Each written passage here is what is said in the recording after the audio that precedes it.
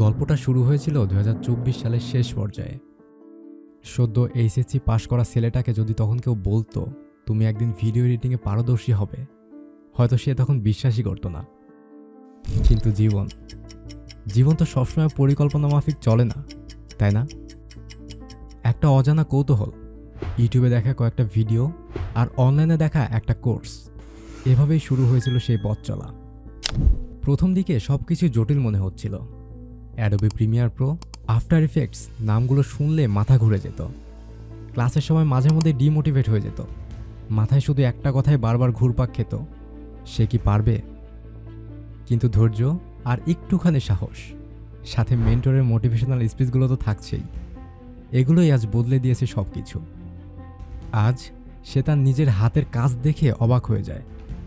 Infographic, documentary style, 3D animation, map animation, paper cut animation, story telling, Volks, magnets media, voice of ঢাকার মতো edit. সে এখন এমন কিছু করতে পারে যা একসময় সে কল্পনা করেনি। এই সফরটি সহজ ছিল না, কিন্তু নিজের অদম্য আগ্রহ, পরিবারের সাপোর্ট এবং মেন্টরের সহায়তায় সে শিখেছে, বেড়ে উঠেছে। হ্যাঁ, এটাই আমার গল্প, আর এটি কেবল শুরু মাত্র।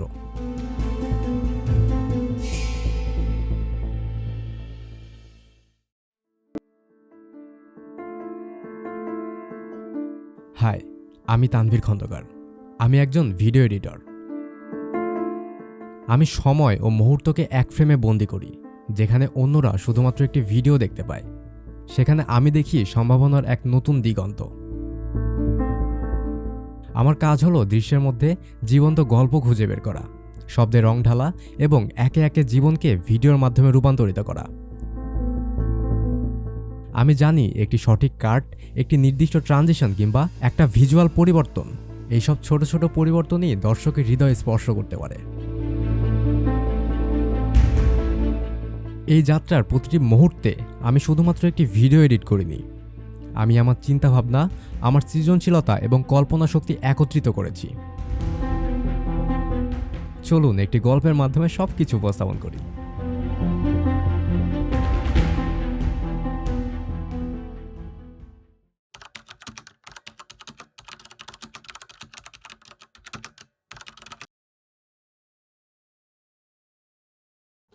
প্রাচীন ইতিহাসের পরতে পরতে লুকিয়ে আছে এমন কিছু গল্প যা আমাদের কল্পনা শক্তিকেও হার মানায়।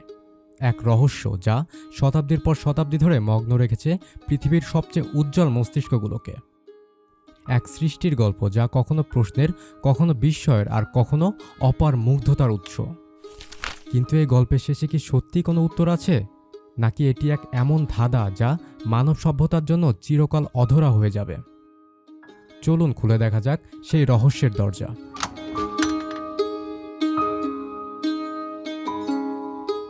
1452 সালের 15 এপ্রিল ইতালির ছোট্ট গ্রাম ভিঞ্চিতে জন্ম নেন লিওনার্দো। তিনি বৈবাহিক জীবনের বাইরে জন্মেছিলেন, যা সেই সময়ে তাকে সামাজিকভাবে আলাদা করেছিল। তবে ছোট থেকে তার প্রতিভা অন্যদের থেকে আলাদা ছিল। লিওনার্দো ছিলেন একাধারে পেইন্টার, স্থপতি, প্রকৌশলী, অ্যানাটমিস্ট এবং দার্শনিক।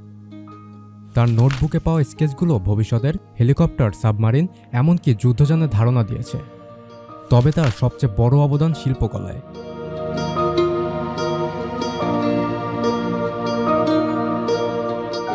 (1503 সালে ফ্লোরেন্স শহরে লিওনার্দো শুরু করেন তার সবচেয়ে বিখ্যাত কাজ, মোনালিসা। বলা হয় এটি লিসা গেরার্দিনি নামক এক ধনী ব্যবসায়ীর স্ত্রীর প্রতিকৃতি। তবে এই পেইন্টিং কি সত্যি কেবল একটি সাধারণ পোর্ট্রেট ছিল? এই ছবিতে ব্যবহৃত কৌশল ছিল সেই সময়ের জন্য এক বিপ্লব। লিওনার্দো তার নিজস্ব সফুমাতো পদ্ধতি ব্যবহার করেন, যেখানে আলোর সংবেদন এবং ধোঁয়াশার প্রভাব তৈরি করতে রঙের স্তরগুলোকে মিশিয়ে ফেলা হয়। ফলে ছবিটি এতটাই জীবন্ত মনে হয় যেন এটি আপনাকে সরাসরি দেখছে। মোনালিসার সবচেয়ে বড় বৈশিষ্ট্য কি জানেন? তার সেই বিখ্যাত হাসি, যাকে বলা হয় অ্যানিগমাটিক স্মাইল। এটি সরাসরি দেখলে মনে হয় মোনালিসা একটু বিষণ্ণ, কিন্তু পাশ থেকে দেখলে মনে হয় তিনি মুচকি হাসছেন। এই হাসির রহস্য হলো লাইট আর শ্যাডোর খেলা। কিন্তু দা ভিঞ্চির কৌশল এই পেন্টিংটিকে এমনভাবে প্রাণ দিয়েছে যা অন্য কেউ তখনও কল্পনাও করেনি। আরেকটি বিষয় হলো মোনালিসার চোখ। ছবিটি যেদিক থেকে দেখুন না কেন মনে হবে তিনি ঠিক আপনার দিকে তাকিয়ে আছেন। এটি এক ধরনের অপটিক্যাল ইলিউশন। কিন্তু মোনালিসার চেহারায় এমন কি ছিল যা লিওনার্দোকে এত আকৃষ্ট করেছিল?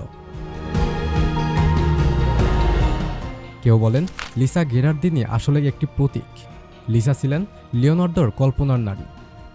আরেকটি তত্ত্ব বলে এটি আসলে দা ভিঞ্চির নিজস্ব আত্মপ্রতিকৃতি। এমনকি পেন্টিংয়ে কিছু গোপন সংকেত লুকানো রয়েছে বলে কিছু গবেষক দাবি করেন। বিশেষ করে মোনালিসার চোখে থাকা ক্ষুদ্রাক্ষরে লেখা এলভি নিয়ে অনেক আলোচনা হয়েছে।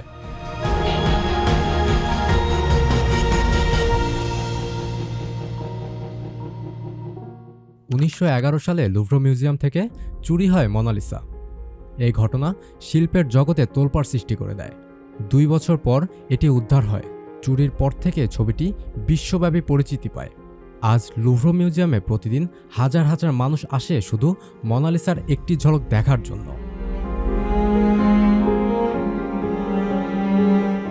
মোনালিসা কেবল একটি পেন্টিং নয়, এটি এক ঐতিহাসিক দলিল। সৌন্দর্য, কৌশল, বিজ্ঞান এবং রহস্যের এক অমর মিশ্রণ। লিওনার্দো দা ভিঞ্চি যেন এই ছবির মাধ্যমে তার যুগের চেয়েও বহু দূরের ভবিষ্যৎ প্রজন্মের সাথে যোগাযোগ স্থাপন করতে চেয়েছিলেন। লিওনার্দো দা ভিঞ্চি এক যুগের প্রতীক, আর মোনালিসা সে যেন মানব সভ্যতার এক চিরন্তন ধাঁধা। তার সেই অমোঘ হাসি আজ পর্যন্ত প্রশ্ন তোলে, আমরা কি তার রহস্য পুরোপুরি বুঝতে পারবো, নাকি এই ছবি আমাদের কখনো শেষ না হওয়া এক অনুসন্ধানের পথে রাখবে?